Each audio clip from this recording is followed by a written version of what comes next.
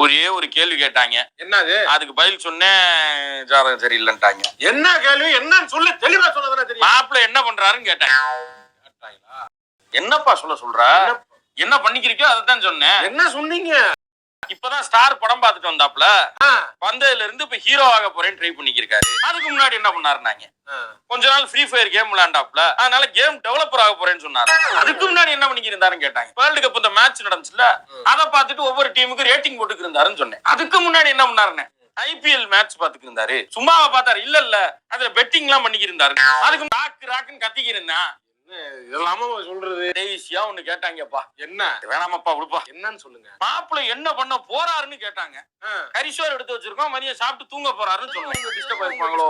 கரெக்டா தானே சொன்னேன், கரிசோர் தானே. உங்கள மாதிரி ஒரு அப்பா எனக்கு இருந்தா போதும், நான் ரொம்ப சூப்பரா வாழ்க்கையில முன்னேறேன். சும்மா பரவாயில்ல. என்ன வேலை பார்த்துட்டு இருந்துச்சு? அரேஞ்ச் மேரேஜ்னு இல்ல, நீ எந்த பொண்ணை காட்டினாலும் நாங்க கல்யாணம் பண்ணிக்கிறோம். அவங்க வீட்டுல பேசணும்னாலும் சொல்லு, நான் பேசுறேன். நீ பேசுனா கல்யாணத்தை பண்றா காலகாலத்துல கேட்க மாட்டேங்கிறாங்க.